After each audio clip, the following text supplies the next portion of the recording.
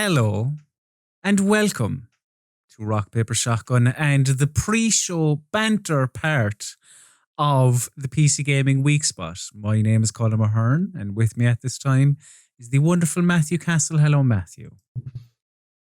Hello. How are you? I am living in fear of building work. Ooh. I'm having my roof fixed. And you're living in fear?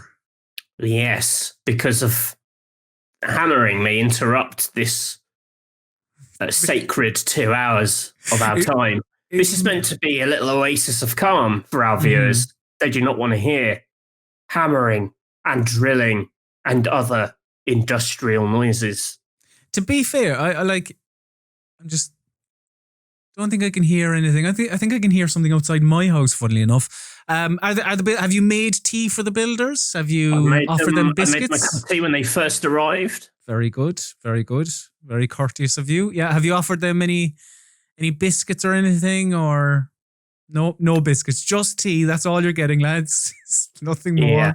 And some sugar. I put some sugar in the tea. We're trying to cut down on things like biscuits, anything nice, because my dentist told me off last week for having a bad gob, because I was eating a Mawam.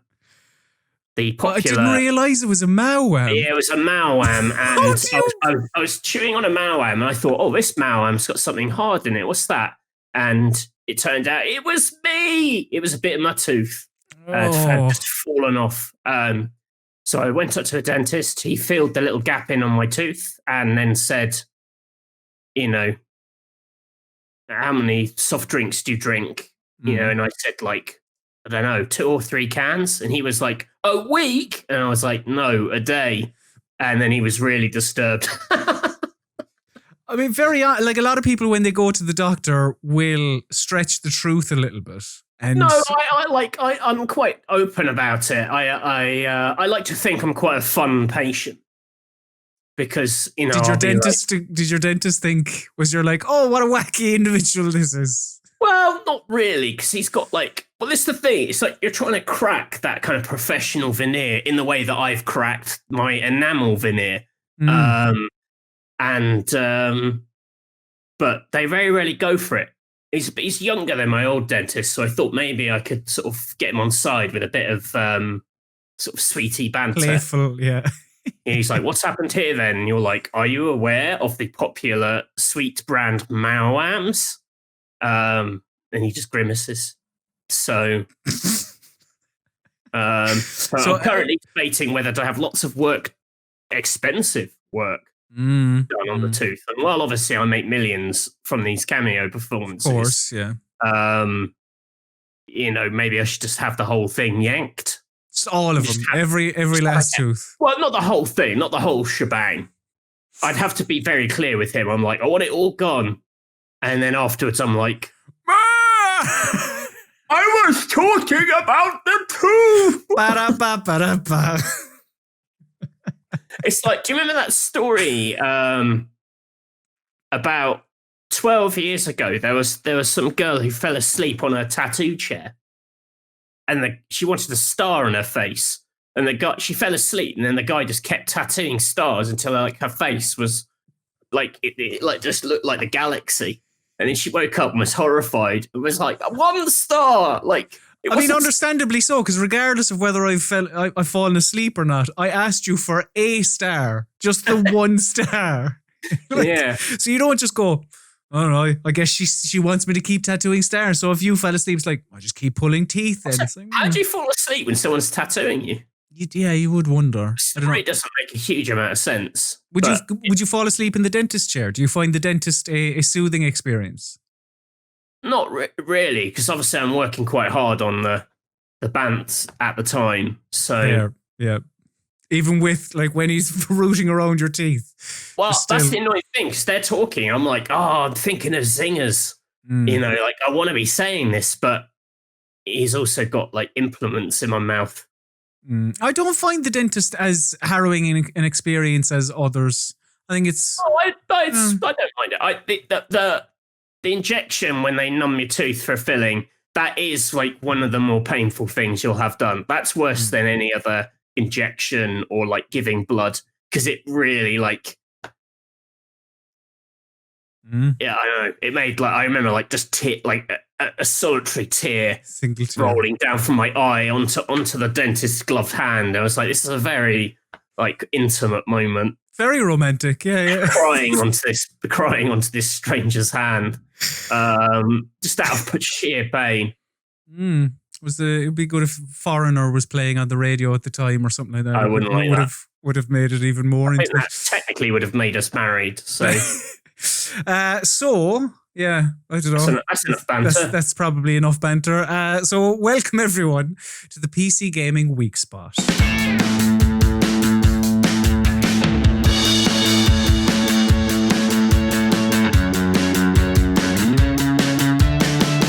Hello and welcome to the PC Gaming Weekspot, your recap of the last 7 days in PC video gaming. My name is Colm and joining me this week, as always, he may be lacking a tooth, but he always has a glorious smile. It's Matthew Castle.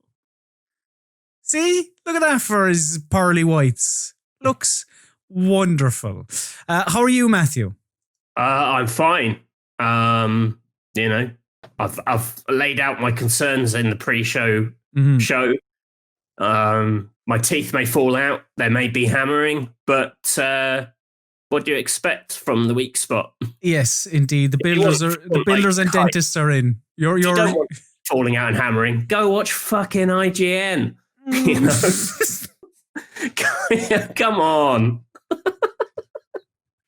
They've got all their teeth. They have lovely teeth, actually. I must say I would love a San Francisco dentist or something like that. That would be very nice.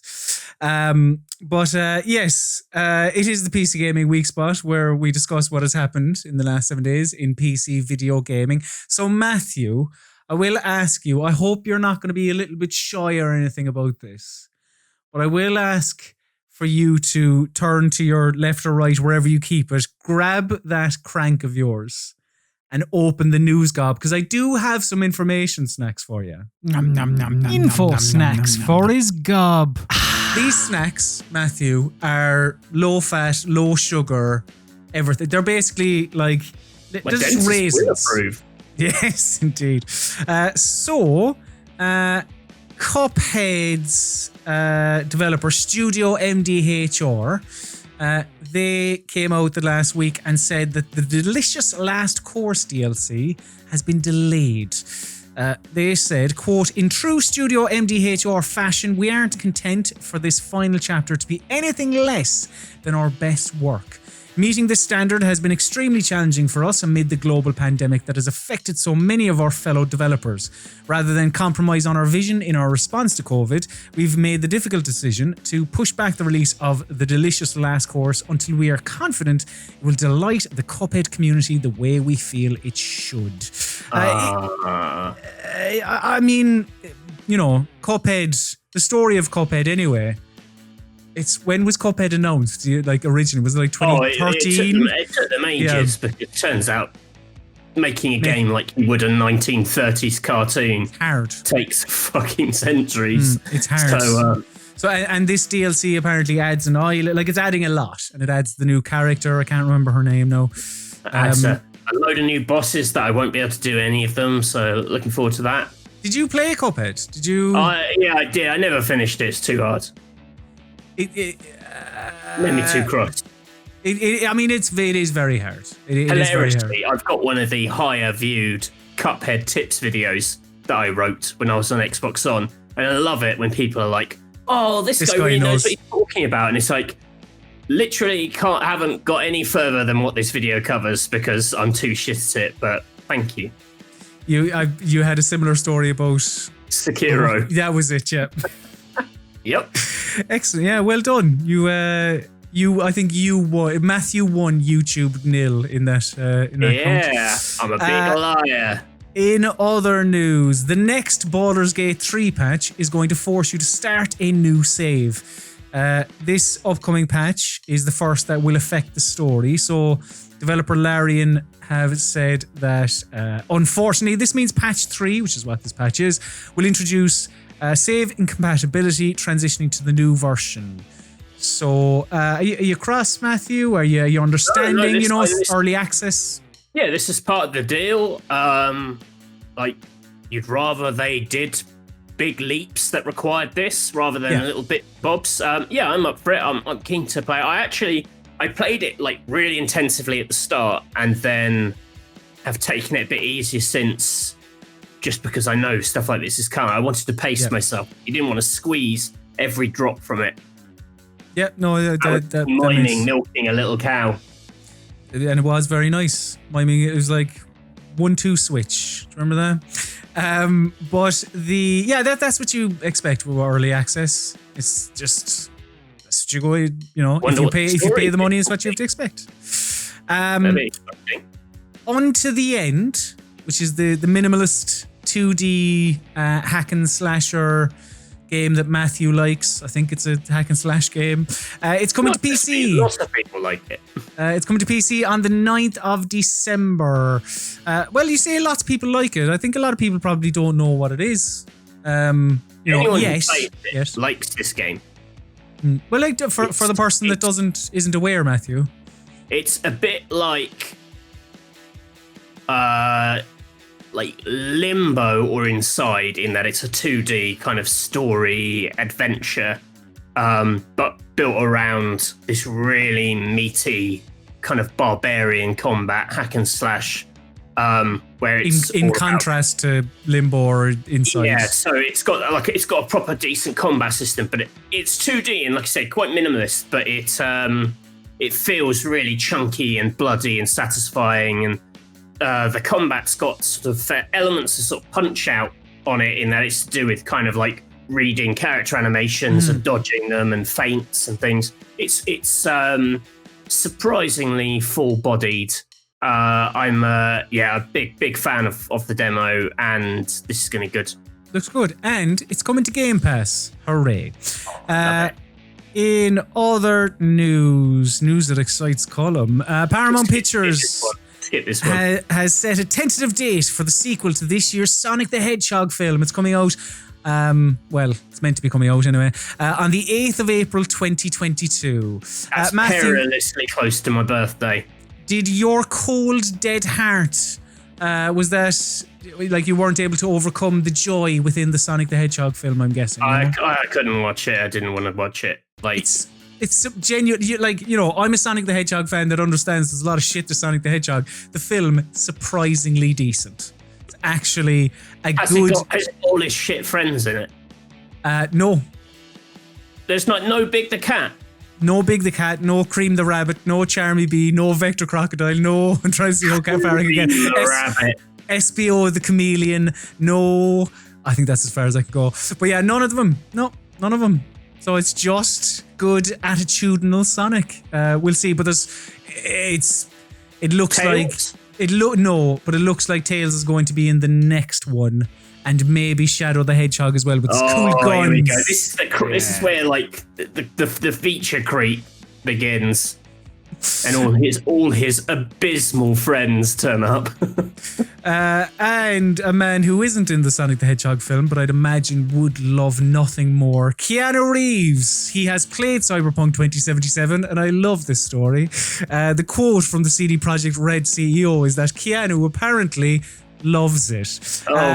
And like a decent amount of websites have picked up on this, and I just quite like it because Keanu, he's played the game, thinks it's shite. The ray tracing is rubbish. Like what's he gonna say? But still, I quite enjoy it. So yeah, those are your information snacks for the past weeks.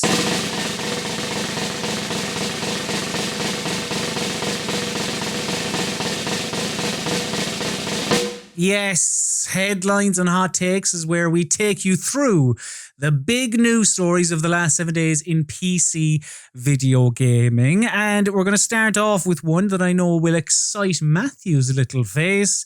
It's Hitman 3. IO Interactive have revealed the latest location for the game, the third location, which is the Chinese city of Chongqing.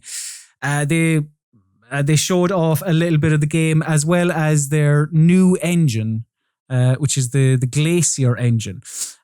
Just basically... That's their existing engine. They've updated it. Or sorry, yeah, their existing engine that they've kind of tweaked.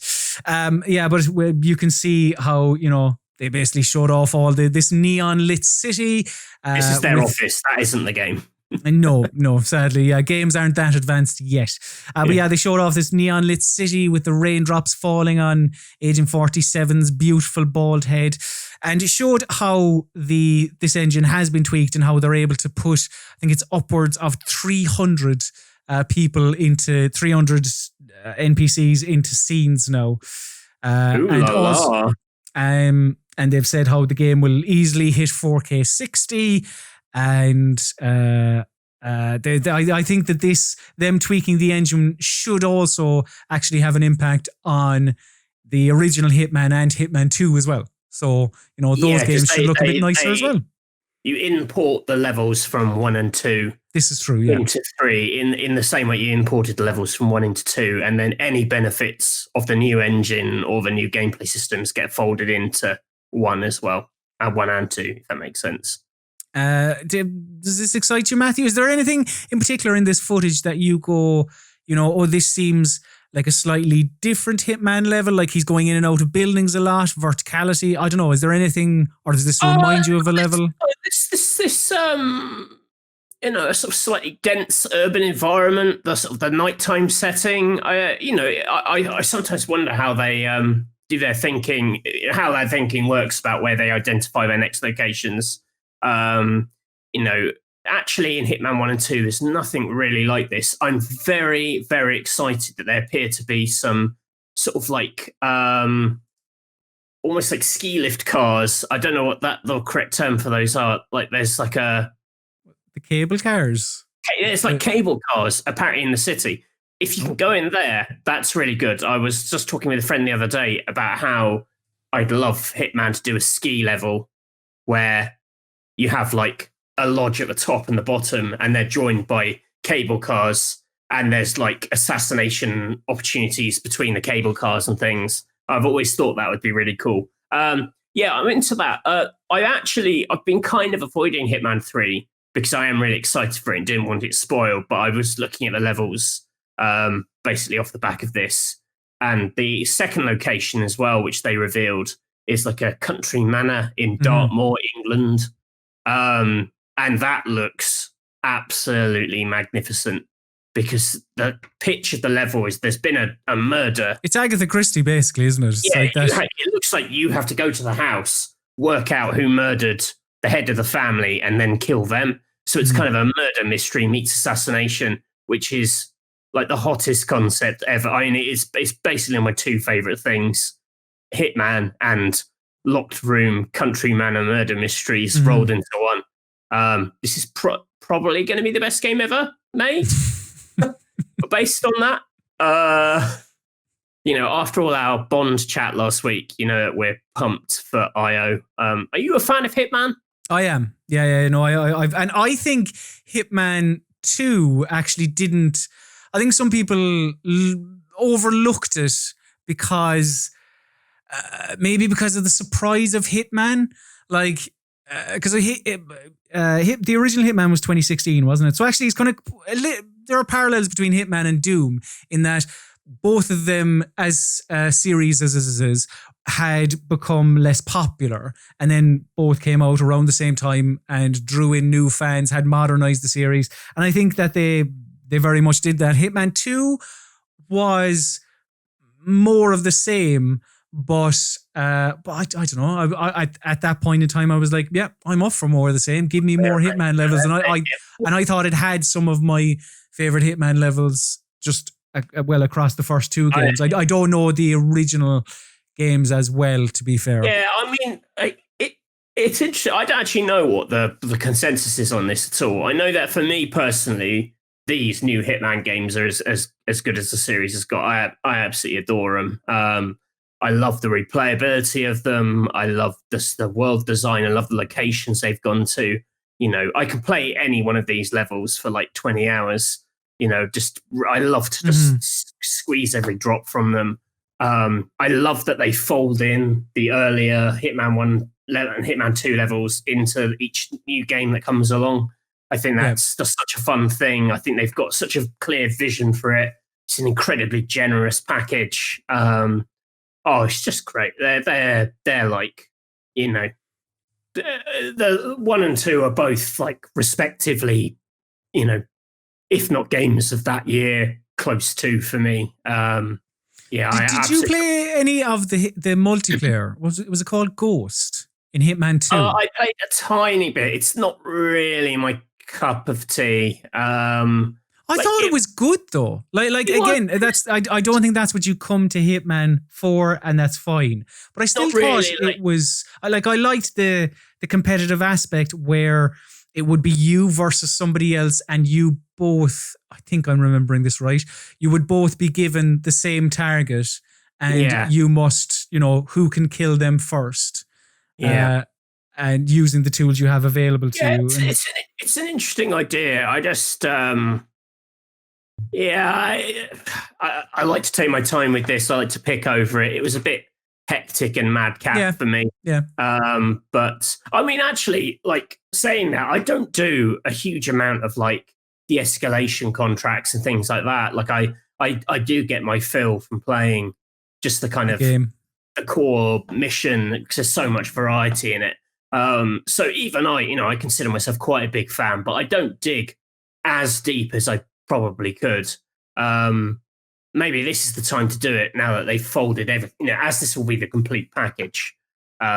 This will be the one. So that's good because I played Hitman 1 on Xbox One and then Hitman 2 on PC. So I ended up replaying a lot of Hitman 1 on PC because I didn't have a save for it. Right. So I don't think I could do like Paris for a third time. Like I as in the whole, but just spend 20 hours on it. I've already done that twice because I really replayed it. So I can't wait for the other locations as well. I mean, there's Dubai that they've shown off at the top of the skyscrapers. Insanely good. My wildest Mission Impossible fantasies coming true. They've basically made Bond and Mission Impossible. Oh God, what a time! And it's perfect for January as well. Is it? Well, yeah, but a month and a half. Yeah, so very much something to look forward to. In other news, more immediate news, in a game that is coming out a little bit sooner. Mentioned the Keanu story off the top, but yes, there is. I really thought there wasn't going to be more Cyberpunk news, but there is, or at least a small bit of news anyway. Because whilst we are all very much excited for the single player Cyberpunk and being a corpo or a street kid or whatever the third option is, there is also, some people may forget, there's a multiplayer coming as well. And CEO Adam Kaczynski said in a recent call, I believe with investors, it was transcribed by Seeking Alpha. Kaczynski said, when talking about the multiplayer, he said, so first, we don't call them modes. It's a separate, dedicated production, a big production. We think about it as a standalone product. And also went on to say that it is a, quote, independent production with its own team working on it, and that we won't hear any news about the multiplayer until Q1 of next year, and it is expected to launch in 2022. Now, my question for you, Matthew, is what form do you think this multiplayer will take, and what form would you like it to take? Because aside from a generic first-person shooter, like what I don't know what the multiplayer like other than like a sort of a team deathmatch or whatever it is, and that feels very much like. Do you remember BioShock Infinite had a multiplayer, and that's what it was. It was totally separate, didn't have anything to do with the single player, which was obviously very story driven, and the multiplayer was just like bang bang bang, shoot the other person, kill them, dead. And that's unless they can do some, they might be able to do something inventive and something cool with this, perhaps. Yeah, it's I can hear drilling. It's very faint. It's very faint. We apologize if you can hear drilling. It's a weird one because I haven't played Cyberpunk, so I don't really know how it handles. But like the idea of a more kind of RPG-ish combat system isn't, in my head, a natural fit for just like a deathmatch shooter. It'd be a bit like trying to make a deathmatch shooter out of Deus Ex. You just wouldn't really do it, And I get the feeling like I'm sure the gun feel and all that will be fine, but it's not like Doom or COD. It's not designed with multiplayer in mind. It's a stat-driven thing. It's the same reason. Like, there's not really. Has there ever been an actual player versus player multiplayer mode in Borderlands? No, I don't believe so. So that brings to mind, like, in my head, again, the fact they've said multiplayer does suggest there'll be player competition. Like, something like this, something RPG-ish fits kind of cooperative modes a bit more. Mm-hmm. Your kind of horde modes or like cooperative missions in some way. Like, I think the game is meant to have like bank heists and things in it. I almost wonder if it's maybe a better fit for like the GTA Online model, where you have a mix of like co-op sort of story-driven experiences. I mean, that also has multiplayer. I would also say that GTA Online is an interesting one because that also isn't a combat system that feels like, to me, massively satisfying and something I want to enjoy by itself in multiplayer. Like, I think everyone would agree with you, yeah. Yeah, but it is still huge. People get on with it or whatever. So, there's maybe an appetite, but only if I was them, and the kind of the scale and the hype they're looking at around this game puts it more in the realms of like where Rockstar are at. And you think if they've got this city, could they do like a GTA Online type setup where you're in this city I think together? That's a good shout. I think that's actually a good shout because this is, they're obviously positioning it as it's a different team on it. It's its own dedicated thing. So maybe this is a Cyberpunk Online type. Because they obviously they probably look to Rockstar and go, they've made quite a lot of money from GTA Online. Maybe we should do that as well. So I think that's because that's GTA Online is its own thing. It kind of has its own rules. Doesn't it visually? I think it looks a bit different to GTA single player. Like they dial it down a bit to make it work. Like there's not as many NPCs and things. Like if you spent all this time building this really complicated environment, repurposing it for a big multiplayer playpen makes sense. I feel like we're slightly out of the battle royale bubble a bit, where I don't really see them going down that route. I mean, well, the last battle royale, the Ubisoft one that I can't even remember the name of now. Hyperscape, which obviously died a death. Like, was Apex Legends the last one to sort of break through? Yeah, I mean, maybe Fall Guys, but it's not really the same thing.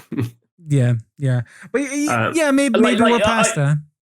That said, though, like those battle royale games, they do have a slight RPG-ish element. They have tiers of loot, which Cyberpunk we know has. In its campaign, it has some stuff which could easily be repurposed for that. But again, I just don't know if, it's hard to say because they've been making the game so long. It's had several trends of like come and gone in that time. So like, in the time they've been making it, you've had the rise of GTA Online. You've also had Battle Royale. There are many examples and other people they could look to. Yeah, it's just weird because like the strengths of the fact they didn't do it for like The Witcher shows that they know it was like a an RPG and its target audience didn't necessarily want multiplayer. I don't know if there are many people coming to Cyberpunk who are like, I'm coming to this fun for the multiplayer. I mean, I certainly am not. No. Like, I think most people probably look to Cyberpunk and they're coming for the world and everything around it, even maybe more so than the quote unquote gunplay, because CD Projekt Red, this is their first person shooter. So, like, to those of us that haven't played it, there will be some skepticism, even though the majority of previews and stuff are like, it plays well. So, the last batch of previews, the people who did the sort of 16-hour hands-on, I saw a few people say like, this isn't like a pleasurable gun experience. It's not like playing Doom. Or I saw a few people liken it to recent Deus Exes in terms of how it feels.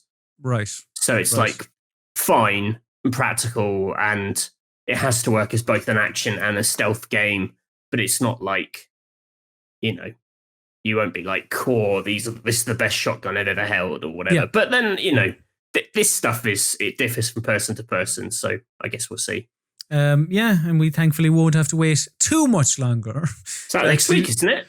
It is the week after. No, sorry. That's you're right. Next week. This is the 10th. Yeah.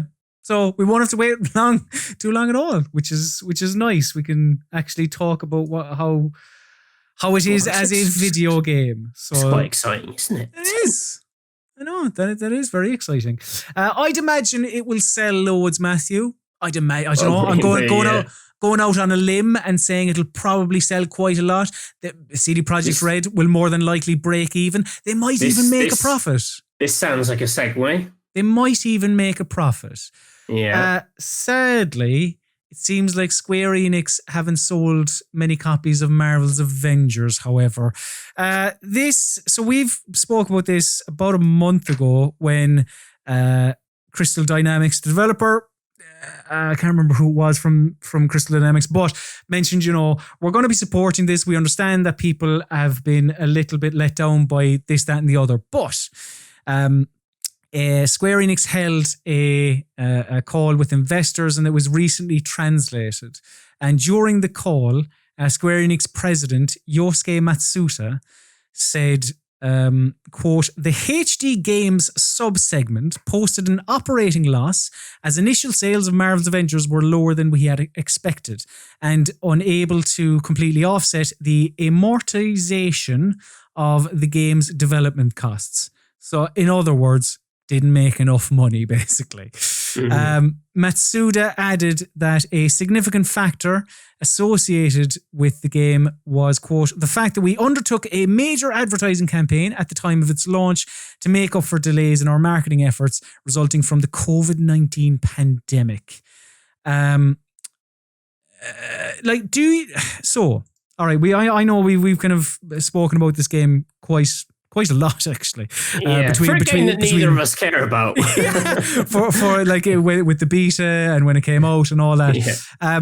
But like kind of looking at it from a kind of bigger picture point of view, do you think, because like when this is announced, you go, right, well, Square, Crystal Dynamics, the Avengers, this is going to be a hit. There's no way this can't be. But obviously, it hasn't been. Do you think that this may have developers shying away from licensed products and maybe going, is it worth the effort? Will we actually make back the money we put in? Or do you think it's purely because I suppose if you want this type of game, you go to Destiny? There are better examples of this game. This isn't, you can't use this as a catch-all. I don't think this has any impact on like licensed stuff at all. I mean, like Marvel games, Spider-Man's done hugely well. Mm-hmm. I'd also say like what Warner's have done with, their Batman. Success with Batman for the last decade is just, they don't have to worry about these things. I think it's just the wrong kind of game. Like, I think maybe the conversation around certain elements, currencies, microtransactions, games as service, has just sort of grown so sort of toxic and tired that, I just wonder if people won't be doing these anymore. Like they'll have elements, but they're, semi-permanent elements that everything seems to have now, like seasons. Right, Which I find kind of baffling. But I think on the whole you're right, and it is when we got our first look at it, it was sort of on a hiding to nothing because people were expected to see Robert Downey Jr., Chris Hemsworth, etc., etc. Yeah, they didn't see it. them. I think that, just Marvel adjacent stuff has a weird challenge of that. Like, for it to be authentic, it's actually going to cost just obscene amounts of money to get those people involved. Mm-hmm. So they can't. But they must have known that going in. It's a difficult one, isn't it? Yeah. I just I'm guessing you never said of a Saturday afternoon said, do you know what? I think I might boot up that Marvel's Avengers again and see what's happening over there. I said that I won't just go over this because it's old ground, but I do think if they'd just focused on making a killer single player campaign with these graphics and quite fun representations of the characters, that's good. I mean, they haven't given up on it, I guess I don't know how it stacks up sales wise to like Anthem, which is a similar do you go in and rescue it or do you just go fuck it and sort of just draw a line under it? They seem to be in the try and rescue it. Our new content will get you back in and but there always comes the moment with these games where they have to decide whether they're gonna do we're going to completely rethink our loot system and come out with loot 2.0 or whatever and do, that has happened several times. Or new does it rib cages for the Incredible even Hulk. more rib cages, or does it go down the Battleborn route and bid for free to play in a desperate attempt to boost numbers? But that won't solve their lack of money problem necessarily. No, it won't. I don't know. It's It's Avengers. It's an uphill struggle. I feel like it's annoying because it feels like it sort of wasted Crystal Dynamics' time a bit.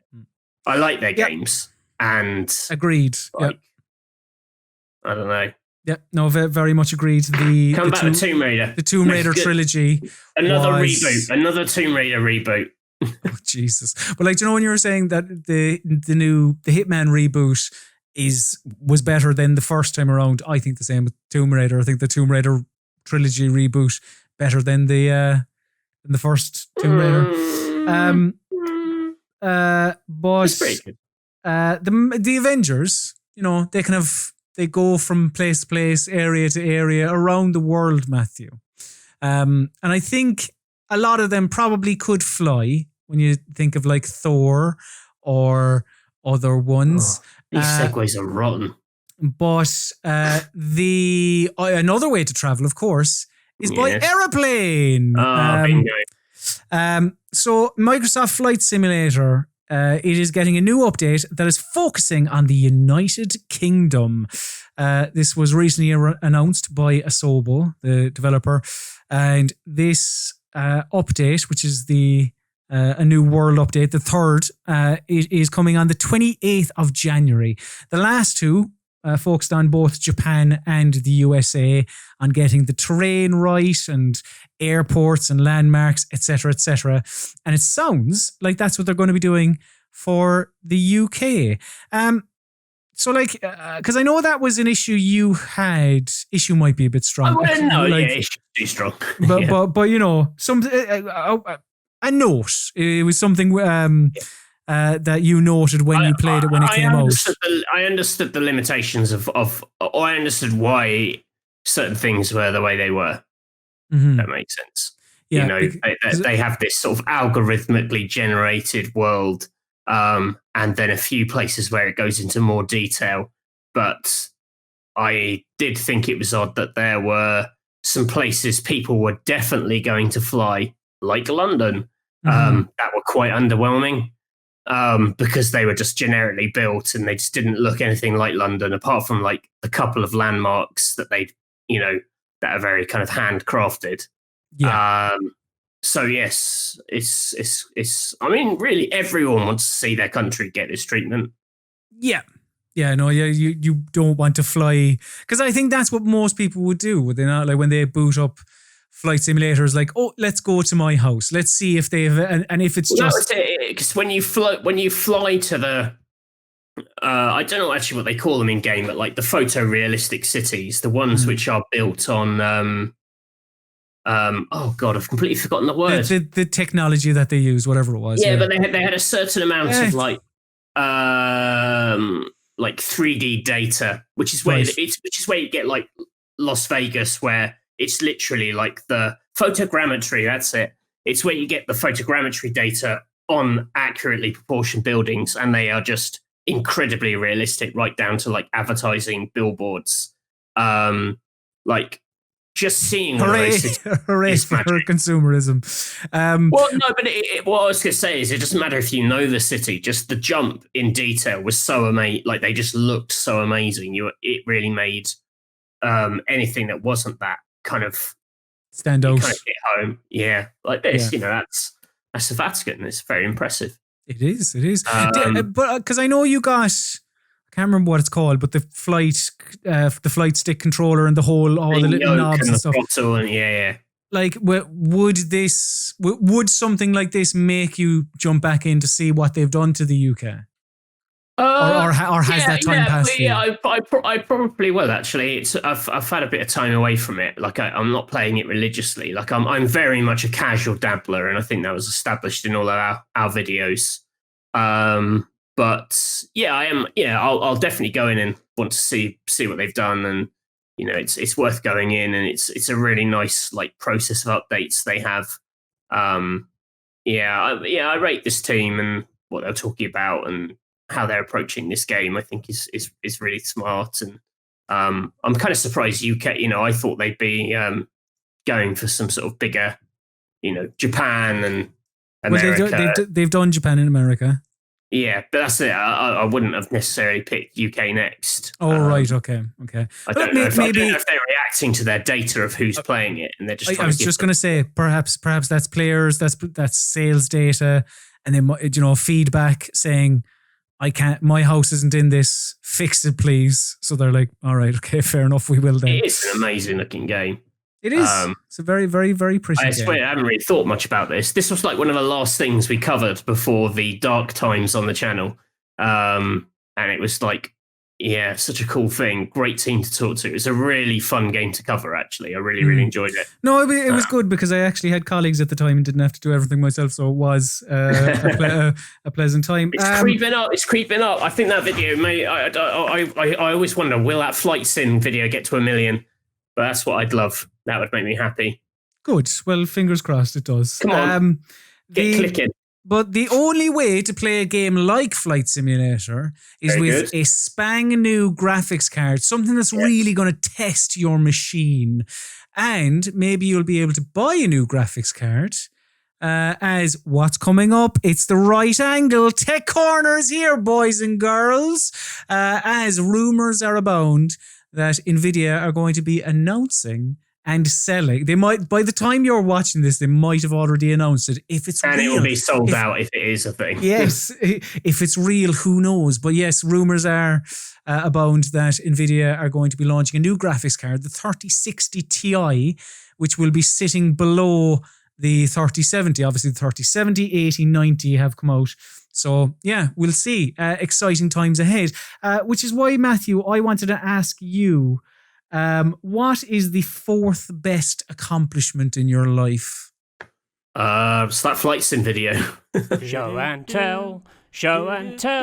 We can't afford a proper jingle. It's meant to be jingle. Yes, show and tell is the part of the PC Gaming Weekspot where we discuss the video game / games, normally plural, but this week not so much, that we've been playing over the last 7 days. And this week, both I and Matthew, I believe Matthew more than I, have been playing the new game from Ubisoft, from the team that brought you Assassin's Creed Odyssey. Immortals Fenyx Rising. The video game that had to change its name reportedly, because that was never confirmed, because of an energy drink. But Immortals Fenyx Rising, a game that I know you played in for preview, Matthew, way back when. You have played... I don't know if I actually don't know how much. Probably should have had that discussion beforehand. Don't know how much of it you've played. But would you like to tell the viewer, the listener, what is Immortals Fenyx Rising? So Immortals Fenyx Rising is a sort of open world action adventure in the vein of Zelda, I would say is probably the most accurate description. They wouldn't say this themselves because people from RPS have been in interviews with them and said, oh, it's like Zelda. And they're like, no, not really. It's not influenced by Zelda, even though it definitely is influenced by Breath of the Wild. So it's another open world map covered in icons to tick off, as is the Ubisoft way. The difference here is that the combat is quite colourful and arcadey, as you can see. And it also has a big focus on puzzles and sort of little puzzle dungeons, which is the kind of Zelda connection, I'd say. So it's less of an action RPG and more of an action adventure. There's some light stat work in it. In you can level the character up and buy new skills and stuff, but it's not like the loot system in Assassin's Creed. It's not playing the numbers game at all. It's pretty focused on kind of walking around a colourful island and solving puzzles. I'd say it's probably the first time Ubisoft have made one of their map games, which is family friendly, probably slightly older kids because it's, A, the difficulty, B, there's some quite like fruity dialogue in it. I don't know. I think it's probably aimed at 12-year-olds is my guess. And as opposed to like Assassin's Creed or whatever, which is super violent. So the thing I like about this is that they have made a game that a younger player can play on these big maps and enjoy that scale, which doesn't really happen a lot, Like Matthew, it never happens. It's very well outside of Zelda and Nintendo, that they are very underserved. I think the games people make for younger gamers are generally bad. The shit. I'm glad you brought, because that is something that I've taken away from. Again, I've only played like a couple of hours of this. That like this, on the surface, if you're looking at this footage, you might go, "Oh, this is a kids game." It's not really a quote unquote kids game. I think it's for your preteen, kind of tween. As you said, 12-year-old, because there is a bit of challenge here. It's not a piece of piss. Oh yeah, no, it's not. I mean, there's lots of stuff in place that it's quite easy to get ahead of the difficulty if you want. So, like, there are so many opportunities to collect currencies that help you boost your health, stamina, or whatever. You can probably finish the game without having delved too high up that power curve. But for younger players, they can keep chipping away at it. And it's quite like Zelda Breath of the Wild in that sense, in that that was also a game where you could basically go to the end of the game from the start and, you improved your odds by getting better weapons, more health or whatever. This is a bit more linear than that. I mean, it basically splits into 4 regions to begin with, and you can tackle them in any order. And then there's quite a linear stretch up to the final boss. But, so it's a bit free form. But there's way more opportunities to improve yourself than you probably need to get through it. I think one place where it doesn't quite land for me is in some of the writing decisions, which the writing's quite funny. So that the whole game is kind of commentated on by Zeus and Prometheus, who are kind of like arguing over the kind of veracity of the story. And there's lots of jokes, about myths, and it's quite... Yeah, because Prometheus is telling Zeus this story, basically, of this Phoenix. There's some quite fruity stuff in there, some quite nerdy in-jokes about myth. There's lots of sort of like wink-wink jokes about other things. I think where some of it doesn't land for me is it feels like it's going for that Pixar thing, where there are jokes for adults, but they're not very subtle, and they're not very, there's just open like wanking gags, and in a way that aren't hidden at all from like kids. And that isn't me being prudish. I just I don't know if that is what they're going for, but it that felt aren't hidden. Not really. Like that. Let's, like Toy Story. There are stuff that there are like maybe like film references adults will get. There aren't actual lines of dialogue where a kid would be like, "What does that mean?"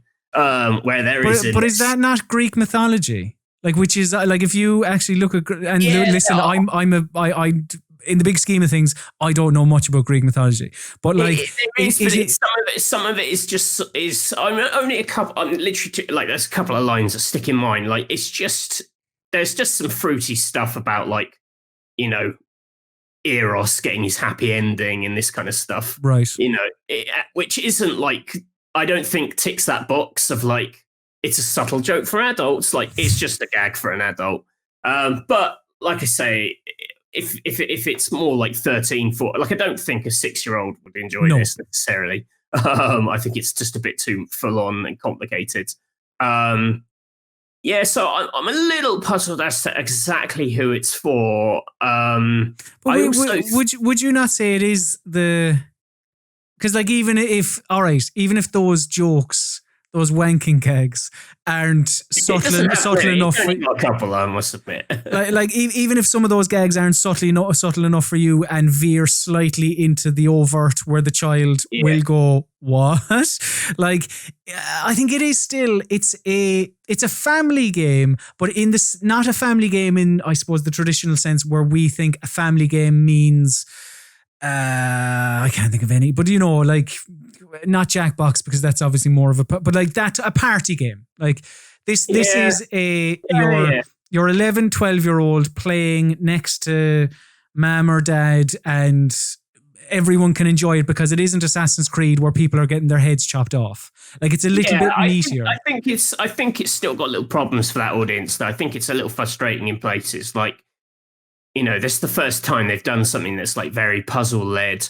I actually think the way some of the puzzles are embedded in the environment is a little sloppy. Like I actually find sometimes it's a bit hard to work out where the boundaries are of what you're currently working on. Like some of the puzzles are stretched over quite big areas. Some aren't. There are puzzles where like there are like lots of like nested puzzles around them and they kind of combine. And it isn't always 100, you're sometimes like, am I missing the point? Or have I just not found like a piece of this? Because it's hidden around the corner in a weird way. It feels like stuff that Nintendo have got out of their system because they've been doing these games for like 30 years. And it feels like a sort of first attempt in that way. They've kind of come in. I also don't think it's hugely elegant in how the puzzles are embedded in the map. So, in Breath of the Wild, it's this really organic world. It feels real. And yes, there are puzzle shrines, which are quite fake, but there's a lot of like puzzles that are naturally just hidden in like the lay of the land or like a certain tree might kind of direct you towards something, whatever. Here, it's very like a map covered in very specific artificial box pushing puzzles. Like when you come across a puzzle, it's clear like, oh, this is a puzzle thing. Like here are loads of artificial bits of machinery that you're going to be manipulating. And so everything in between them feels a little bit empty and kind of pointless. Like it feels like outside of the map icons, there's nothing, which has always been a problem. But like here, it also doesn't have like the crafting system of like hunting animals and things like that. It just, I don't know. It feels like a really artificial space to me. Like I was describing it to sort of Catherine as like, it's like if you made a kid's theme park of Assassin's Creed Odyssey, it's very Euro Disney. Like even the world map, the kind of the clear, there's like a war district, a forest district, a frosty district. It looks like the map of like Euro Disney. It looks like a theme park. It doesn't. It's not a very believable place. And it really, more so than usual with them, I just felt like I was moving between map markers and puzzle fixed things in the environment because everything else was meaningless. So that the fact that it has got like climbing and flying, it does not really used in any interesting way, Okay, yeah. See, I've only played a couple of hours, so there are certain. Sorry. No, I was just going to say there are certain things that, like, I haven't got a full grasp on the breadth of the puzzles. Pardon the pun, I suppose. Yeah, and how extensive they can be. But like the fact that you mentioned boundaries, like that would concern me a little bit. But like what I've seen from the puzzles so far, it's difficult because it's going to be compared to Breath of the Wild, obviously, because it looks like it and it's obviously taken massive inspiration from it. But like, I don't think that should instantly go, oh, well, this is shit because it's not Breath of the Wild. And I'm not saying that. What I'm saying is like, you can't just enter this territory and instantly nail it in one. Like, there's more art. Like, a lot of it feels like a skin deep clone of it rather than like the fundamental work of puzzling geniuses. But like what I did like, and again, I haven't had loads of time to play around with it, but like, is that so there are puzzles with pressure pads, and you know there'll be cubes around. You can put the cubes on there, and that will do the job. Or you can put logs. You can find other bits of things around the scenery. This you can fight instantly is so shit. Right, but you can find. Sorry, yeah, you carry on. you can find bits of the scenery and place them on these pressure pads, and they'll have the same impact that the cubes would. And that is like, that's Zelda all over. That's kind of that for everything like that. There's a lot of like this thing or shoot this very fixed switch. I don't know. Like after 30 hours of it, you feel like you've seen all the puzzle mechanics in like 10, and then they're just like remixing them. It's annoying because each sort of region ends with a big dungeon, which is like the God Vault, which is like a bigger dungeon where you go in to sort of solve like one of the gods' problems to kind of save them, basically. Right. And those dungeons, they are much more like Zelda. They're built around very bespoke mechanics that aren't seen anywhere else. So there's one where like you control the direction of the wind. There's another where there are items that are tethered together, and by picking up one, you also move the other, and you have to solve puzzles with those. That stuff, it kind of comes together. The rest of it, it feels like, you know, here's a box with like 10 puzzle components. Everything has to be built from these 10 components. You will see them again and again and again. And when you do, it's just like, oh, it's that thing again, where like there's nothing. You know, Zelda has a lot of elemental stuff in it. You know, it has the behavior of objects. There's like more physics stuff in it, you know, creating a bridge by chopping down a tree and then rolling the log into the river or whatever. Here, it's very like, you've solved this very fixed box pushing puzzle, and, you know, and it's the 50th one you've done. I still like, don't get me wrong, I like those puzzles. They're diverting enough. What I don't think this game does is, and why I feel the Zelda comparison is wrong, is just blend it so it feels like a living world. Like, it makes no sense that this giant map is just covered with random puzzles. With boxes to push. Well, that's it. It just really jumps out. And there's a few bits where it doesn't do that. You know, there are a few stretches where the puzzles are a bit more about the environment, or there's a big scene where you have to climb this mountain by going between patches of warmth. And that feels like a big sort of set piece that's really coherent and makes sense. But when you're not doing that, it just feels very bitty. It's also got this very weird habit of like taking quite key moments, like boss fights and things, and putting them in those little puzzle vaults that you drop into. So, you know, a character's like, you've got to go and fight the Hydra, and you're like, oh, wow, because there's a huge Hydra over the map. And you're like, this is going to be exciting. Like, that huge fucking Hydra. And then you get to that huge thing, and then at the bottom there's like a door into one of those vaults. You go in and you fight this tiny Hydra, which was that thing I pointed out a couple of minutes ago. And that's where, and the disjunct between like kind of the epic possibilities of that island and how they choose to represent some of it is quite jarring. And it's why it doesn't tick my boxes. You know, I am a big Zelda fan. I am a big Nintendo fan. I wish more people made games like this, but I am also super critical when anyone enters this space, because I know how good it can be. I love that they've tried it. I don't think it's a disaster, but I think there's some weird unevenness to it. I wish this visually astounding world had more reason for you to like explore it and enjoy it as a natural space, rather than just a holding pen for puzzles and Ubisoft guff.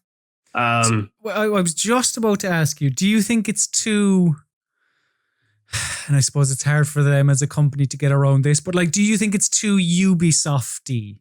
Like in that, do you think you're still just clearing the map, whereas you're looking for this large world where you can, go anywhere and do anything and fall upon these puzzles? Actually, one key difference, and this is, I think, really this is what a lot of it comes down to, is it doesn't have towers that fill in the map. It has a few high locations that fill in like the basics of the map. But the way that you mark things on is you have this like telescope and you look around the map like in Breath of the Wild, and it pings when you're over something and then you press a button to mark it. The difference is in Zelda, you had to see something to mark it. Like if you spotted a shrine, you'd look at it and you'd mark it and then you'd know where it was on the map. Here, it's just like a metal detector. If there is if there's a thing behind an object and you can't actually see it, you're just basically scanning this map, pressing the trigger button to ping map markers when it tells you. And that isn't exploration. That is basically what a Ubisoft, tower does, except you're having to do the boring map marking afterwards. So this idea of like climb up high and then spot something and go to it, it's not that. It's climb up high, then gradually scan the environment, marking things you can't see because they're invisible to you, but like there's a rumble to say there's something there. That is, I think, at the heart of what is wrong with exploration in this game. I think if they got rid of that, I think if you actually had to find the things, you would have a reason to walk around and go, oh, there's a puzzle shrine, that's interesting. Mm-hmm. Rather than, I know that there's a puzzle there because a magical thing said I could see it, even though I couldn't see it. It was like, it's under the ground and somehow I know it's there. It just, that's what I mean. It just gets some stuff wrong. It doesn't have the confidence in people exploring this island for themselves. And that is why it is nowhere near as good as Zelda. But it's a good first attempt, and they should definitely not abandon this idea because the world needs more Zelda games because Nintendo take ages making them. But I think they need to trust in their players a bit more because it's got some big holes that I don't really like. I think that's a very that's the far, it's called a far sight, the binoculars where you mark things on the map, like because that's what I did. I got the first time I climbed something and it said take out your far sight and mark the things on the map. Just scan the area, waiting for the controller to vibrate, and then hit the trigger. And that's what I was doing to mark it. So like I do take that point, and everything you've said is pretty much bang on. But the only the only thing is that I love that this game is giving me something that so many games produced by your Ubisofts don't, which is a nice, fun, pleasant open world experience. That is true. Because say what you will about who is this, like what age is it for, and you can say 8-year-olds, 12-year-olds, 16-year, whatever it is, like families. But it can also be for 30-year-olds. Because Matthew, I don't know about you, but I don't want to play games every day where I'm beheading people. Like I don't want to play blood and guts and gore all the time. Like sometimes I want something a bit more cartoony and a bit more without being talked down to. Because I think that's one thing that this game is very good at, is not, okay, all right, your point about, marking the things, fair enough. It could maybe go with regards to the exploration, it could trust its players more. But it doesn't talk down to you when it comes to happening upon some of the, and again, I'm only in early, but in some of the constellation puzzles, which is the ones where you have the big blue marbles and you must place them, you have to figure out how this works, and you will, but it will allow you to do it. Those constellation puzzles are a slight example of where on one hand, I love the size of them. On the other hand, the size of them also bugs me because they're the ones where I've got all 5 pearls, I'm missing number 6. And I'm like, have I just not walked far away enough? Like, is this constellation puzzle, like some of the areas, like you'll get a constellation puzzle on an island and you're like, fair play, I know everything has to be on this island. Sometimes they're not, and you're like, where is it? And I'm just running like ever bigger circles of the area until I'm like, oh, there was a hidden puzzle behind this area. I just didn't know that was part of it. But like, I'd call those things like teething problems, because this is just something that Ubisoft haven't done before. And by no means is that a reason never to try again. I just feel that, like, I imagine they're going to make a sequel. This will do okay, and they'll make a sequel, and it will be like really fucking good, because they'll take on Watch Dogs 2, Assassin's Creed 2. Yeah, they do this a lot, and it's nice that they're doing something new. But like, this does feel like the slightly muddled first go at something, I'd say. And I don't mean to be condescending, but like, I hope they do. I hope they make a really properly magic version of this. Else, down the line. Immortals, whomever Rising. Don't know. We'll see. Yeah, maybe like the idea of like a cartoonish take on mythology is fun, because you can plug it into like anything, mythology. Yeah. It should be, it should work. It's time for Mystery Steam Reviews. Yeah. Yes, Mystery Steam Reviews is the part of the PC Gaming Weekspot where I, Colm Ahern, and he, Matthew Castle, test the knowledge of one another via Steam reviews of the mystery variety. But if you're new here, let's go through the rules. Both I and Matthew bring 3 Steam reviews to the MSR Arena, but we omit the name of the game associated with each review. Our opponent must correctly guess the game attached to each review. 1 correct answer equals 1 point.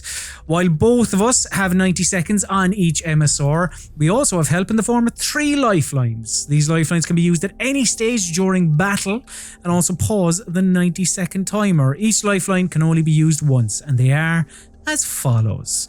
Question, where the hot seat haver gets to ask a yes or no question. Second opinion, where a second review is given to the warm chair sitter. And genre, where the genre of the game is revealed to the one with the warm arse. Matthew, this week, because whilst we haven't been indulging, well, apart from just, general lockdown indulgent, our American cousins, well, they've had Thanksgiving where they've been eating loads of turkey and spuds and I don't know, whatever. I've no idea what a Thanksgiving dinner looks like, which is why it's probably a carrot in the mix. Somewhere, probably. Maybe some gravy, you'd imagine. Otherwise, turkey is very dry. Cranberries. Yeah, very well done. But that's why this week we have focused on video games that have a heavy food and drink slant.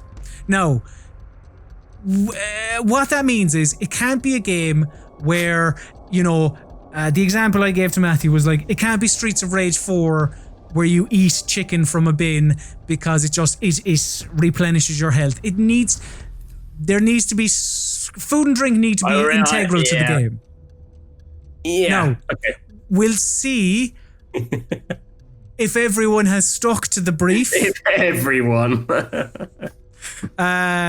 Yeah, we'll see. We'll see. So, Matthew, would you like your very first Mystery Steam review? Hit me up. Get it in my gob. This could have been an interesting game, but it takes interesting cyberpunk concepts and forces it through a ham-fisted social justice warrior lens.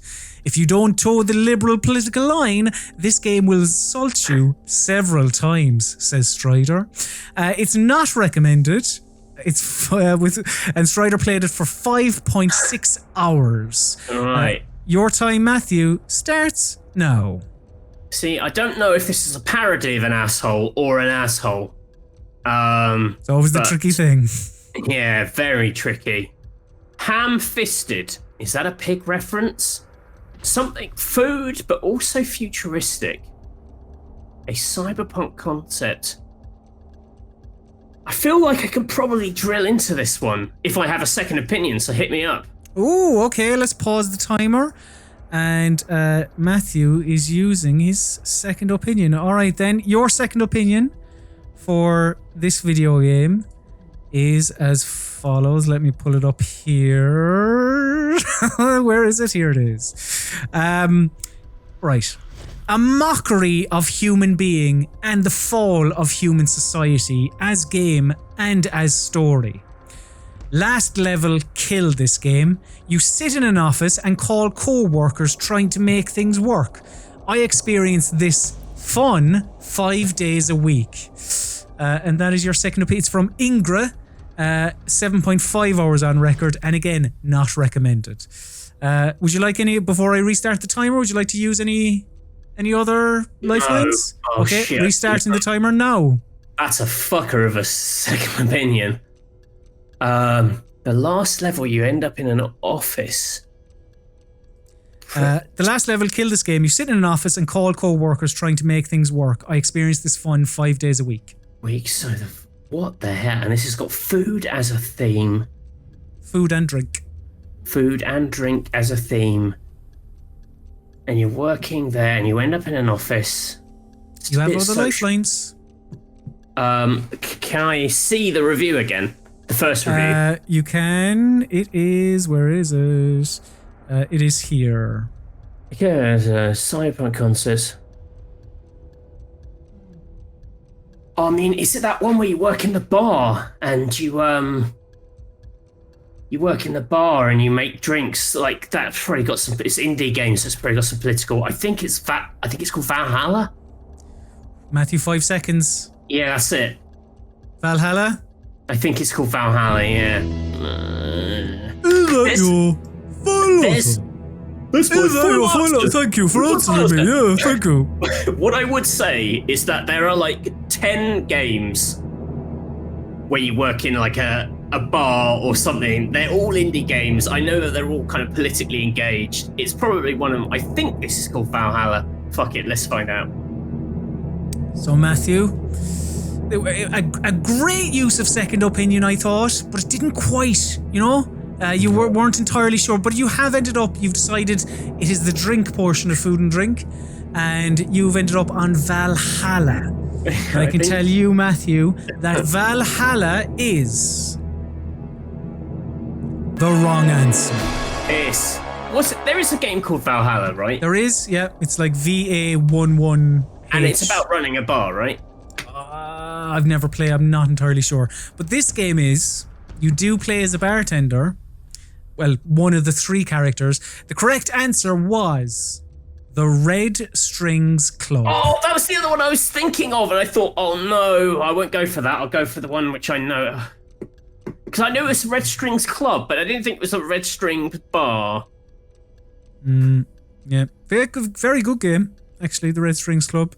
You mix drinks to get people to say what you want them to say. The clue on that. That wasn't a parody. That was an actual asshole in the release. Yep, it wasn't a parody. Don't air the opinions of assholes in this show. Fuck that guy. Fuck that guy. Matthew, could I have my first Mystery Steam review, please? This game's soundtrack is my jam. Jacketry recommended 4.7 hours on record, 3 point at the time of review. Time starts now. Are you okay? Yeah, I just did a Okay, good. Better out than in. The game's soundtrack is my jam. What game do you play as Gem? Game's soundtrack is my jam. Right, what? So a strawberry, raspberry, gooseberry, orange if you're a psycho and you call marmalade orange jam. No. People do, Matthew. Absolutely. No one calls marmalade orange jam. Deviants do. They're the first against the wall. Too right. Oh shit. All right. Do you play as a strawberry or a raspberry jam? What do you do? You eat jam. You spread jam. You open jam jars. Jam. This is my jam.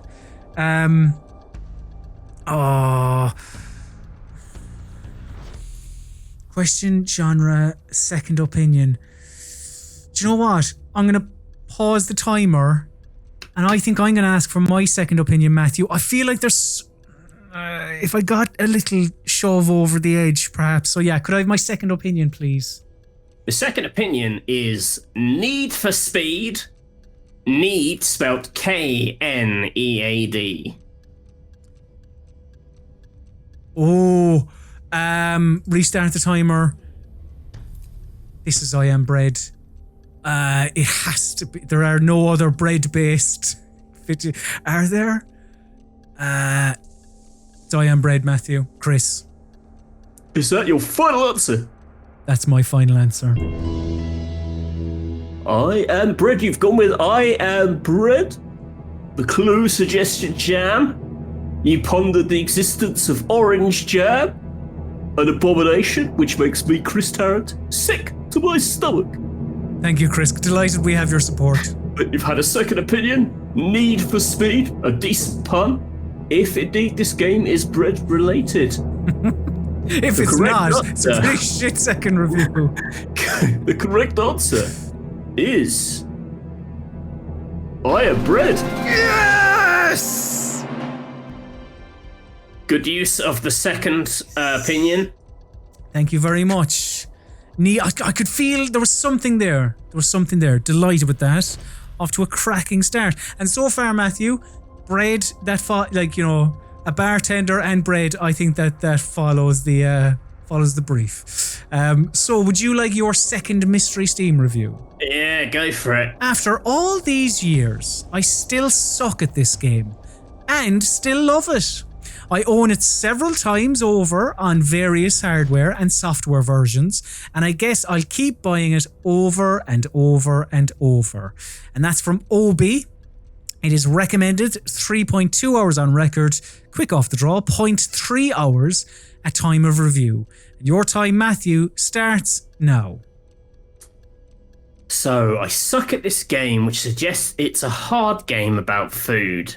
It's been on several platforms. That's the two pieces of information I can take from this. Hit me up with genre.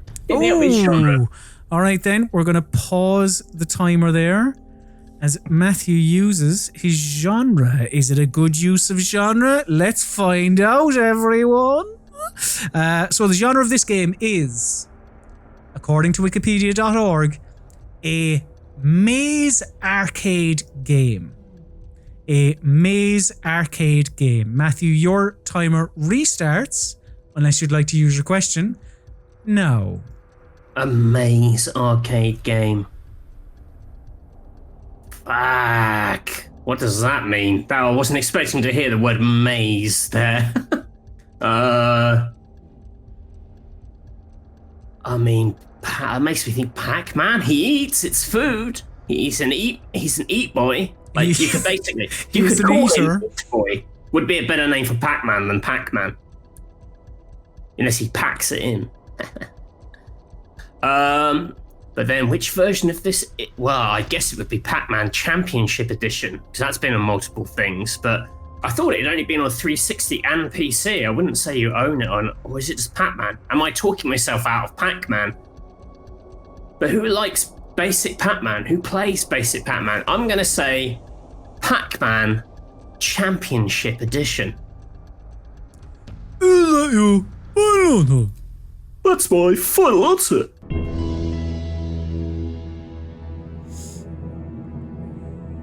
So, you got the two main parts of that review. It had been released on multiple things and difficult.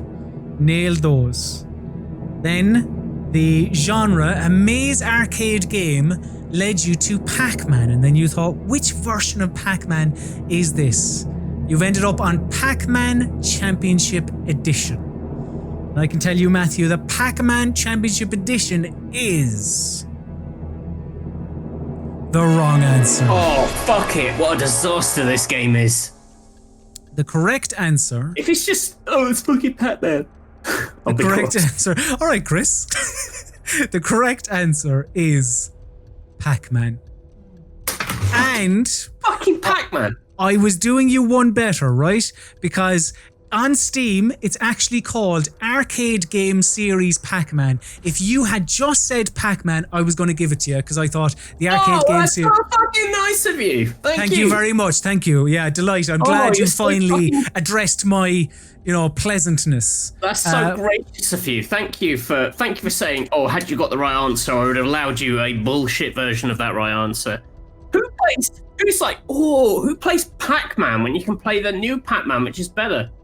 Because I nearly went with Pac-Man Championship, but I was like, that's too... I'll give him the easier one, which is Pac-Man.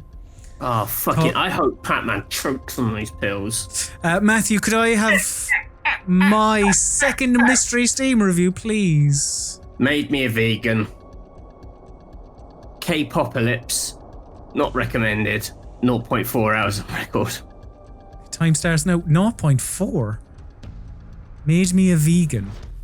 Made me a vegan. Right.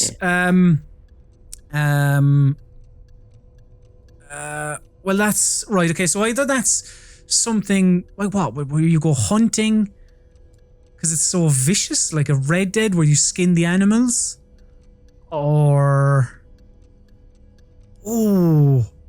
made me a vegan.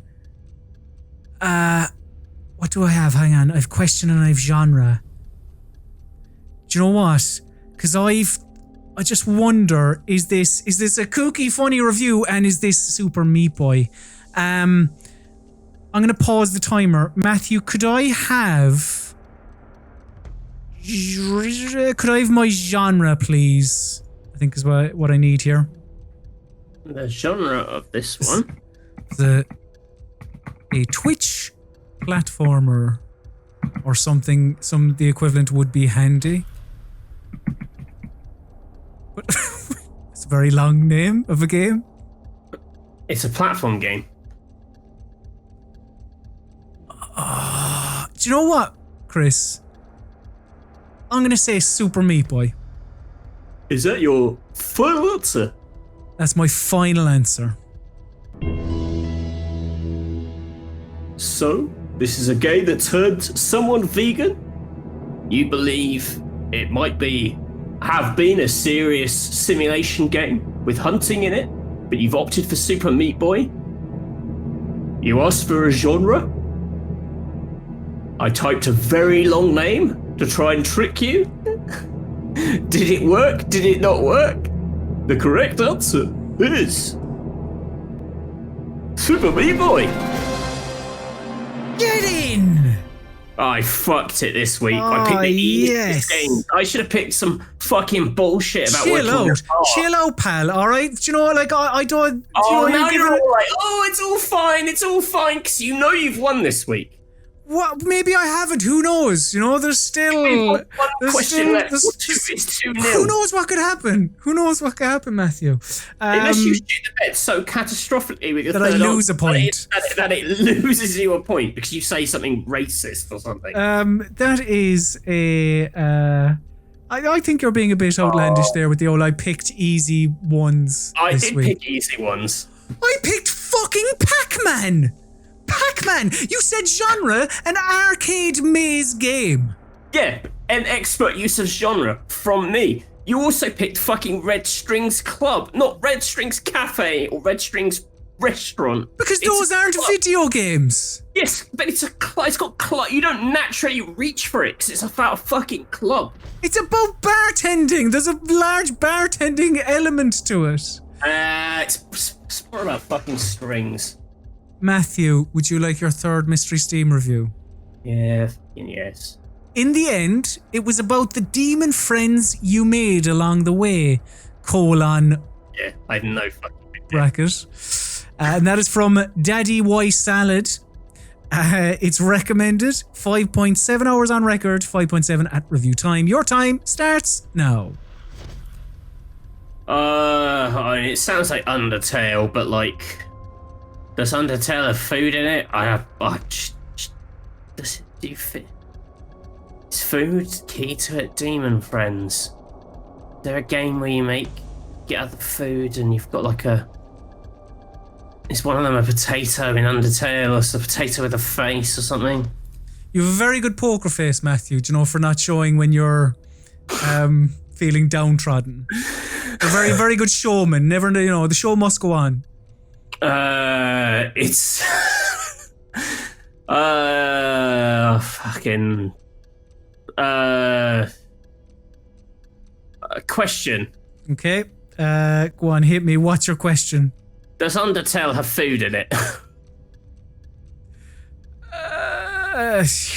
I mean, I'll be nice and I'll say, doesn't every video game have food in it?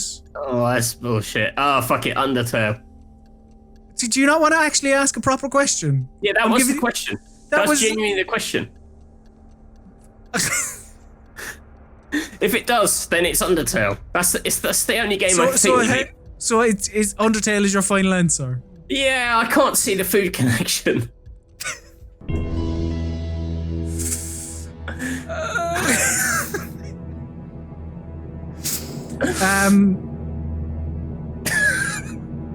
It's wrong. Oh, what do you fucking do? What a surprise! It's wrong. Official bullshit week. I love food. You've coloured food me against food. I now hate food because of you. Clearly you don't love food as much as me, Matthew. You just, you know, food and drink. It's not your specialist subject that I thought it was. Demons. What game is it? It was After Party. Why did you go so heavy on drinks? Because, and this is inside baseball, Matthew texted me last night saying, is it food or food and drink? And I said, because initially I was like, it was just food, but Matthew obviously wants to do drink ones. So being nice, I said, yeah, let's make a food and drink then.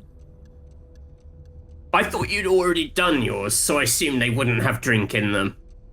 That was mind games. I was trying to make you think about drinks for mine when they in fact aren't about drinks. Well, now you've told me that your fight, because I still have one left. Yeah, that's obviously about food. So Matthew, these fucking mind games are. I'm normally pretty good at them, I think, but this week I would say total disaster because you hijacked it and you made all yours about fucking drinks. I didn't hide. It's about food and drink. Matthew, could I have my final mystery Steam review, please? Should I wipe the floor with you and whitewash? Thank you. Hello. Follow me. Okay. 10 out of 10 award-winning game dialogue. Uncle Dick recommended 7.3 hours on record, 6.3 at the time of review. Good fucking luck with this one, pal. Time starts now. Right, well, clearly you don't realise how big a fan I am of Abe's Odyssey, because I believe that's meant to be read as hello, follow me. Okay. So why do you like that fucking game? I adore Abe's Odyssey. But the only problem here is that this like, okay, so the naming convention of the original game is Oddworld Abe's Odyssey. The new one was Oddworld New and Tasty. So I'm going to ask you I'm going to pause the timer. I'm going to ask you a question. Unless it's Abe's Exodus and you've been an awful prick altogether. But I am going to say my question is this a remake? No. In that case, Matthew, I can't believe you. Fingers crossed that this is the right answer. Hopefully, I'm going to say Oddworld New and Tasty. And Chris, if you'd like to ask me if that's my final answer, you can go on. Do you want to ask me, Chris? Is that your final answer? That is my final answer. Yes.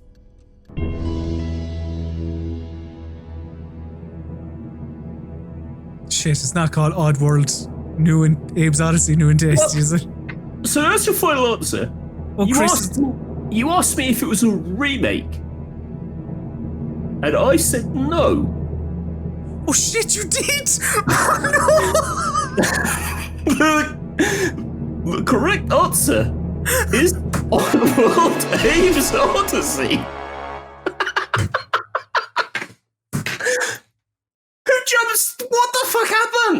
don't know. My brain broke. Oh my god, you were going to go for the 3 for 3. Oh, The Jesus. dream. I did. I asked. And you said no. That is a weird move. What a absolute I dope. can't believe you got this wrong, despite the fact you knew what it was. I knew it. Yeah, that's so. I can't believe It's mind games. It's mind games. Abe's Odyssey. Oh, Abe's Odyssey is fantastic. Anyway, I got it wrong. Twist. What a twist. What a fucking disaster for old Castle. You know, but what the ultimate twist was me knowing from the get-go even how to say hello, follow me, and then to still get the fucking thing wrong. So, yeah, quite the twist. That's taken some of the sting out of this otherwise total bullshit episode. Otherwise, absolutely fantastic episode.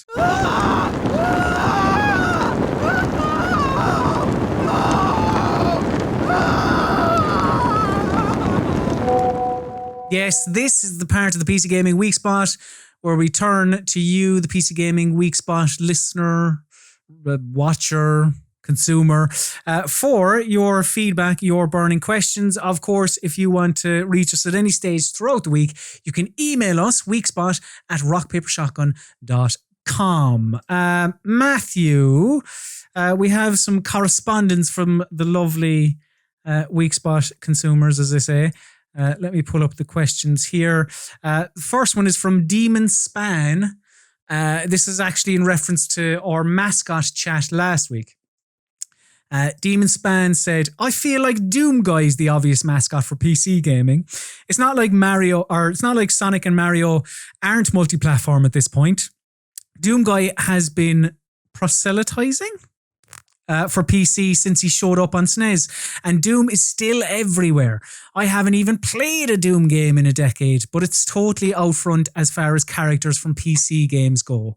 What do you think of that as a PC gaming mascot? The Doom Slayer, Doom Guy. Yeah, that's not a bad shout. Mm. Maybe we can make him and Gordon Freeman fight to the death. Ooh, that's a good. Who'd win that fight? Doom Guy. Yeah, like crowbar versus, shotgun. He just cut his head off. It'd be really grim. Oof, yeah. No Half-Life 3 then. Barbacil said, do you think IO Interactive will make a 007 trilogy after the Hitman trilogy ends, and then when 007 ends, Hitman again? So basically, do you think that they'll go on they'll finish Hitman, focus on James Bond for whatever, close to 5 to 10 years, and then go back around to Agent 47? Do you think Agent 47 needs a rest after 3? I mean, no. It's when you've got such as like precision tool, to not use it for its purpose is kind of sad. We'll see Agent 47 again, I'm sure. Unless he dies at the end of Hitman 3. That would be quite grim. But he's a clone, so you can just make another. Oh, yeah. That's right. Agent 48. Maybe. I don't know. I don't know, 3 James Bond games. I want them to make the James Bond game to end James Bond games, so they'll only need to make one. Okay. That's what I want. Robert asks, in the spirit of it being a terrible time to share food with people, what is your favourite food to share? Hors d'oeuvres, dessert, communal soup at your village summer luau, etc. Everything is on the table. Your favourite food to share? See, that's the thing. I think both myself and Matthew are greedy bastards. And it's like, share? Shit, but it's mine. I'm not, one of my least favourite things is when you go to restaurants and someone's like, I'll just order some stuff for the table. And you're like, I want to eat. What's the etiquette? Yeah. What's the etiquette? And how many of these can I have? Yeah, I went, yeah, that's tricky. I don't know. I guess things I share aren't foods like main meals and things. Popcorn at the cinema or sweets. Also, I'm not really... it's weird. This year has kind of deprogrammed me to like sharing just because of COVID. Just because of COVID? The idea of putting my hand in a bowl of communal anything is unpleasant. Piss nuts. Piss nuts. Piss nuts. I don't know why I started sharing. I used to love sharing when I was a kid. Was when we'd get like a Chinese or Indian takeaway. Mm-hmm. We'd often just get like a spread of stuff and you'd have a little bit of everything. Yeah. That was always nice. Of course, now as a greedy adult, I just have my thing and hog it to myself. But I did like that as a kid. Actually, I quite like sharing desserts. So like because I often, like if you go out for a meal, I would like, rather than just get the one dessert, I would like 7. I'd like a taste of different ones. Whereas like with a starter or a main, I'll get what I want. Whereas a dessert, I don't mind like a taste of everything. So I suppose I don't mind sharing that. When restaurants are open, we go to this cafe in Bath every lunch on Saturday, every Saturday for lunch, not every lunch, every day. And they do a big caramel salted brownie, which is too big for like one of us. And we always share one of those with a lump of ice cream. That is... Sounds very tasty.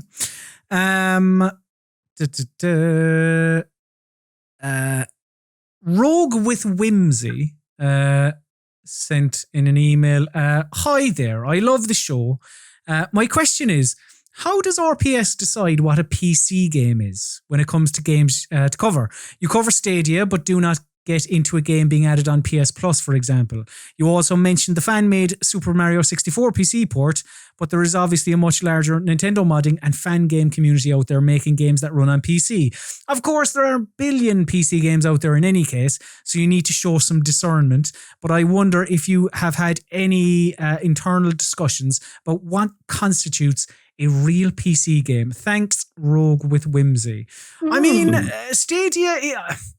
Rogue with Whimsy makes the interesting point about Stadia, because Stadia is you can play Stadia games on PC, but you can also play Stadia games on, different platforms. Like I would say, not being editor Graham Smith, but like I would say if something can play on a PC and the general public are interested in it, then that would be probably Rock Paper Shotgun's port to call. Like you said, why don't we cover PS Plus? Well, because you can't. They're on PlayStation. No, PS Now, which is the streaming, which you can stream on PC, like Stadia. Oh, they said PS Plus. If they meant PS Now, that makes more sense. Yeah, fair point. I assume PS Now is streaming service. Yeah, I mean, as a basic rule, I don't think we'd cover something that was Stadia exclusive. Yeah.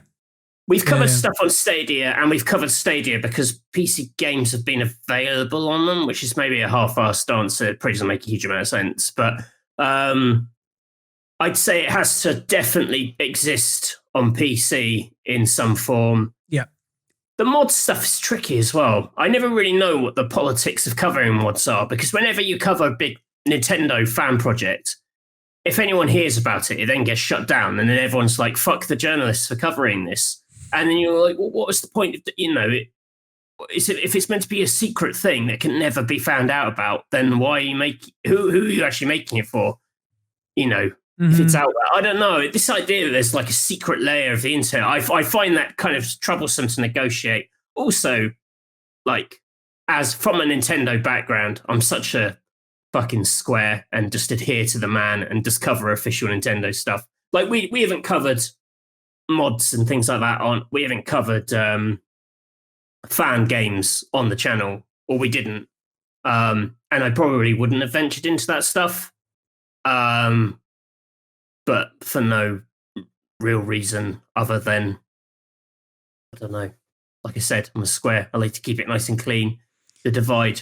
But I think they think about this in more depth on the site than we ever did on the channel. It's like, if does it play on a PC, then fair enough. And I think the real, like you said, what games do you cover? That comes to, like, what are people interested in, and what are people interested in, and what are the people who cover games for Rock Paper Shotgun, what are they interested in? Yeah, and that's sort of the simplest way to answer. Yeah, I'm a bit of a Nintendo zealot. I'm a bit of a Nintendo games should be pplayed on Nintendo hardware, even though I know that you can play them better on PC. I don't, because I just don't. Good. And Mog, our friend Mog, said, hello, lockdown permitting, is there any chance of an RPS Christmas stream or a Pico 8 Advent calendar playthrough this year? As always, superb work, especially the overseas call with Greta. Thanks, Mog. Mog, that sort of, I actually referenced it earlier on the show. I can't remember why. But a lot of that is down to the fact, or is dependent on what I'm doing, because I'm only one man. So it's basically that when it comes to video on Rock Paper Shotgun, it was 3 and now it's 1. So I'm just a ghost. It's like 1.5. No, it's 1. It's 1. Actually, yeah. But you know, Matthew is here, and we're delighted he does the Weekspot. But when it comes to that type of stuff, yeah. We'll see, basically, but it's difficult to say because there are other duties, basically. And our final question is from Ross McMahon, who asks, seeing as it is that time of year, what's your favourite Christmas song? I am a big fan of Keeping the Dream Alive by Freiheit, which I think is a Christmas song because the video is a Christmas. Are we gonna have the Die Hard discussion here, or is it not? No, because it's not about Christmas. It's just whatever love song, but the video is snow and people in winter wear, and it was on a few. Now that's what I call Christmas albums from when I was a kid. But it never ever gets played in any of the compilations now or talked about as a Christmas song, even though it fucking rocks. Is a great song. But that's kind of like E17's Stay, which isn't a Christmas song, had actually got all right, okay, in the general public will say yes, it is a Christmas song. No, but that when that was first released, it didn't have the jingle bells in the background. It was re-released with a video of all the lads in the big fluffy jackets, snow falling down and jingle bells. I believe that song was originally written by songwriter Tony Mortimer about his dead brother or something like that, which is quite grim. It was originally called I Love Hot Hot Summer. But because of the fucking boo, boo, boo, boo, boo, it's just everyone goes, oh, it's a Christmas song. Whereas what's the other one? Frankie Goes to Hollywood, because of the video. The Power of Love. Yeah. Because of the video. Yeah, that's the thing. I know. So if I have to do, I also like Christmas Rapping by, right. What is it, The Waitresses? Is that what they're called? I know the song you're on about, but I can't remember the artist. I'm shocked and appalled you haven't mentioned the Welsh Wizard yet, Matthew. Oh, I much prefer the of the traditional, of really trad Christmas songs. I like the Shaking Stevens one. Yeah. Yes. Merry Christmas, everyone. That is an absolute banger, as the kids say. It's fantastic. Yeah. I also quite like. I never know any of their names because they're all just called Christmas or whatever. Mariah Carey. No. Yeah, one's quite good. I like most Christmas. I really like Christmas music. I really like Christmas. So I'm overjoyed because I thought, we're going to get a lot of curmudgeonly, bah humbug from Matthew on this question. But I'm really glad you've I love Christmas. It's fantastic. I agree. I've already been listening to Christmas music. You're on the ball. I haven't yet. God, you're way more Christmassy than I am then. Yeah. I am yet to crack open the Christmas playlist on Spotify and, listen to Mariah and all the rest of them. Yeah, there's actually, there's of the recent years, there's one by, I don't know his name, but there's a Kelly Clarkson one that's quite jolly. That's Well, that turns that's up on it. Spotify. That's somebody I didn't expect you to even know the name Kelly Clarkson. So Well, that's she has a Christmassy one, because I think the last 20 years haven't given us many Christmas classics that I would introduce into the canon, but hers is one of them. why is that? Because I agree. I've had that conversation with people before that like how many. Maybe that Coldplay one, but like both proper Crimbo Selecta, like they're like that. They're either like total novelty, which are like bullshit, or they're just not about, whiny sort of like. They're not about Christmas. You know, people think they're too cool to do a Christmas song, and if they do one, it's just naff and kitsch. Where, you know, a lot of those older ones, they just sound like that band. They just happen to be singing about Christmas, but it does sound like that band, and it's an interesting combo. I really don't like, because whenever I say that, someone will always be like, "What about The Darkness?" I fucking hate that song. That's the only that's probably the last. That's quote unquote modern song. That's what people always say, but I do not welcome that into my Christmas canon, I'm afraid. Just not a fan of Justin Hawkins' vocal ability. Is it too just irritating, man? An irritating man with an irritating voice. I'll take the first point, but he's a good old voice. But then it depends on how much you enjoy the warble. Yeah. But yeah, good. Well, I'm glad. Anyway, I'm glad you like Christmas songs. For hours. As do I. I thoroughly enjoy Christmas songs as well. So yeah, everyone boot up your Spotify and listen to loads of Christmas, because it's that time of the year where we need to start thinking about what presents we're buying for people. I really need to get on the ball, Matthew. I have bought fuck all so far. But that just about does it for this week's edition of the PC Gaming Weekspot. Thank you very much, dear consumer, for consuming. Of course, if you want to support us in other ways, there are multiple ways to do so.